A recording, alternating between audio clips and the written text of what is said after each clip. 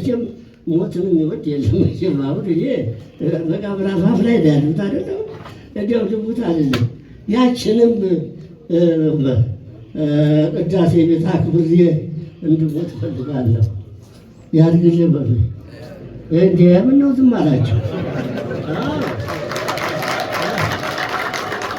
እሷን ጨርሰን ቅዳሴ ቤቱን አክብረን እኔንም ሸኝታችሁ ደስ ብሏችሁ ኑሩ። እናንተ እግዚአብሔር ከእናንተ ጋር ይሁን።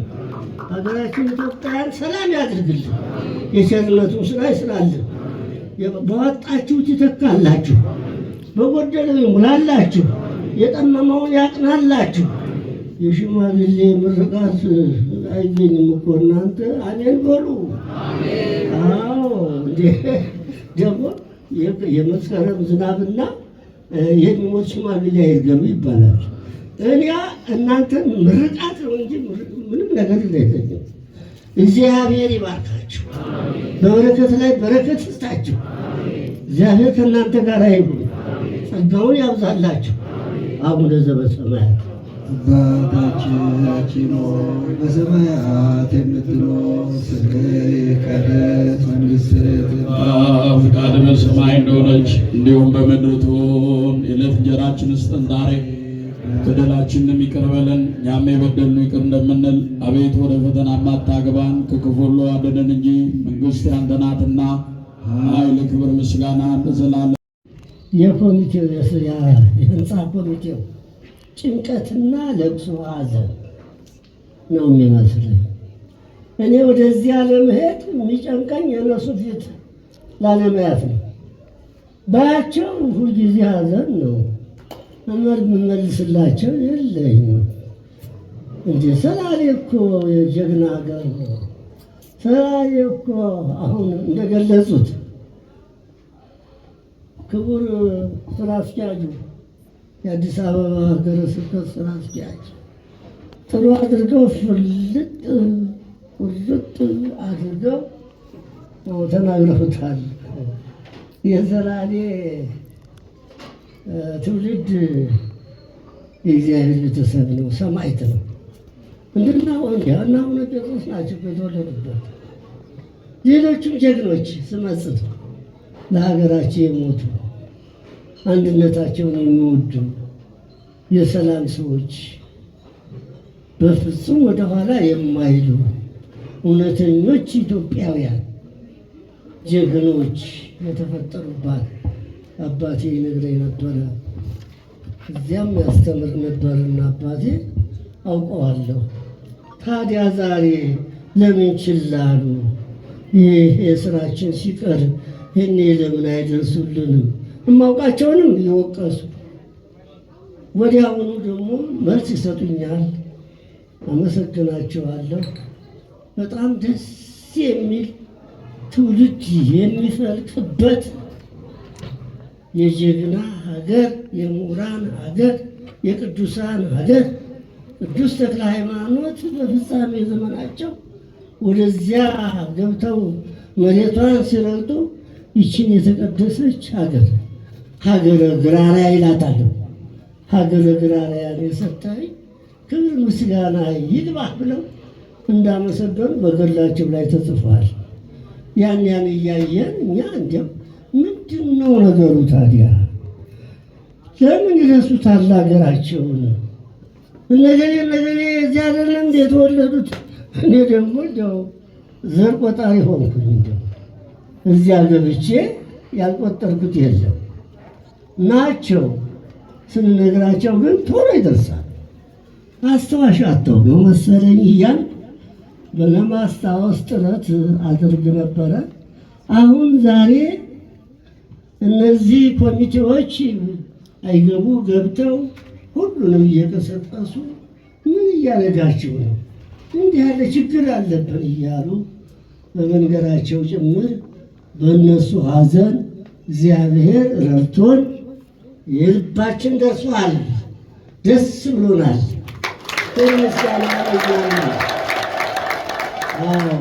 ክብር ምስጋና ለእግዚአብሔር። አቡነ ሀብተ ማርያም እንዲሁ ሀብተ ማርያም ሲባል እንዲሁ ተራስን እየመሰላቸው አንዳንድ መናፍቃን ሄዳ ሀብተ ማርያም ብሎ ጻድቅ ብሎ አንድ መናፍቅ ሲያሸማጥጥ ሰምቼ የዚያ ቀን እንዲሁም ክልፍ ሳይወስደኝ ስቆረቁር አልኩ በንዴት። አንተ እግዚአብሔር ወዳጅህን ግለጥ እያልኩ ስጸልይ ውዬ ነበረ። ይሄ ኮቪድ ምንድነው ጉንፋኑ ኮሮና አመጣና በዓለም ዙሪያ እንዲታወቁ አደረገልኝ። አሜሪካ ሳይቀር ማይጠንታቸው አሜሪካ ገብቶ ማይጠንታቸው ይታጠን ጀመረ። ምን ፍለጋ? አቡነ ሀብተ ማርያም እንዲህ ያደርጋል የኔ አባት፣ እንዲህ በዓለም ይወጣል፣ እንዲህ ይታወቃል። አንተ ቀጣፊ እፈር እንግዲህ እያልኩ ብቻዬን ፎክር ነበረ እና እግዚአብሔር ይመስገን እኒህ ቅዱስ አባት የተሰጣቸው ቃል ኪዳን ፍጹም ነው። አሁን ቅዱስ ተክለ ሃይማኖት ደብረ ሊባኖስ የተቀበሩበት ነው። 5 መቅሰፍት ታዞ አቡነ አባ ሀብተ ማርያም በቦታ ላይ ካልተቀበረ ይህ መቅሰፍት አይመለስም አላቸው ጌታ። እንዲያማ ከሆነ ልጄ ነው የሚሏቸው። እዚያ አጋት ባህር ውስጥ ቆመው ሲጸልዩ ሌላው ሁሉ ወከክ ብሎ ይታይ ነበር ብርሃኑ። አገታ ብርሃን ነው ስሟ። አጋት ማለት እኮ ከበበ ማለት ነው። ብርሃን ከበባት ደብረ ሊባኖስ ያሰኙ አቡነ ሀብተ ማርያም ናቸው።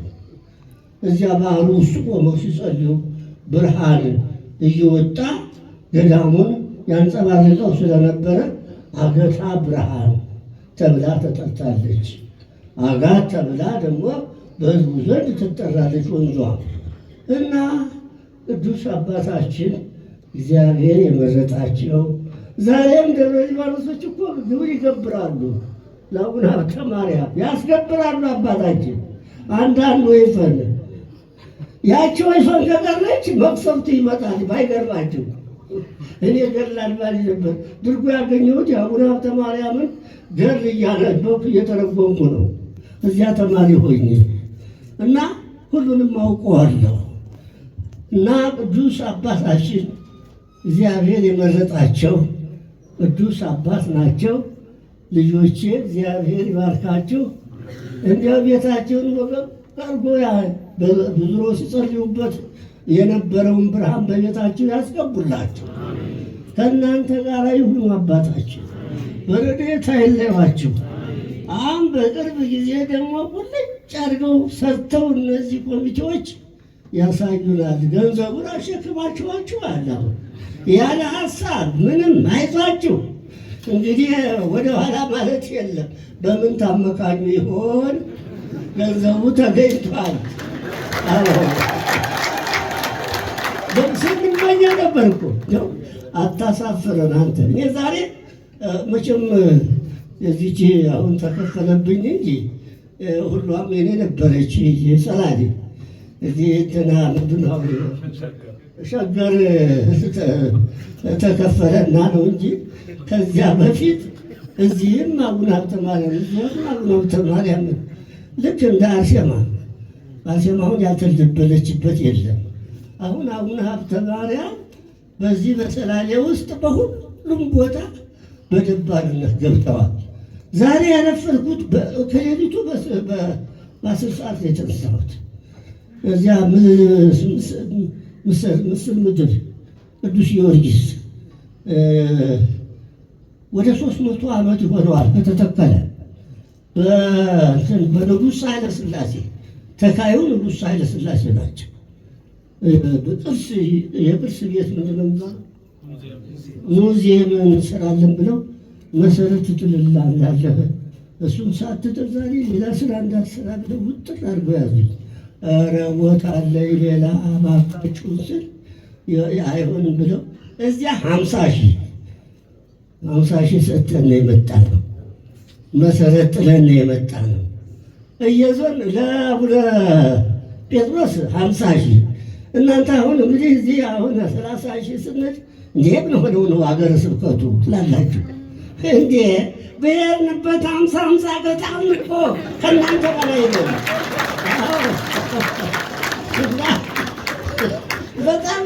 ብሎኛል። የእውነት ብለቱ እናንተ ብለቱ ግድ የለም ከልጅ ከአባቱ የሚበልጥ ልጅ አላለፈም። ያቺ ማለት ማንደ አንቺ ከሁሉ በላይ ሆነሻል።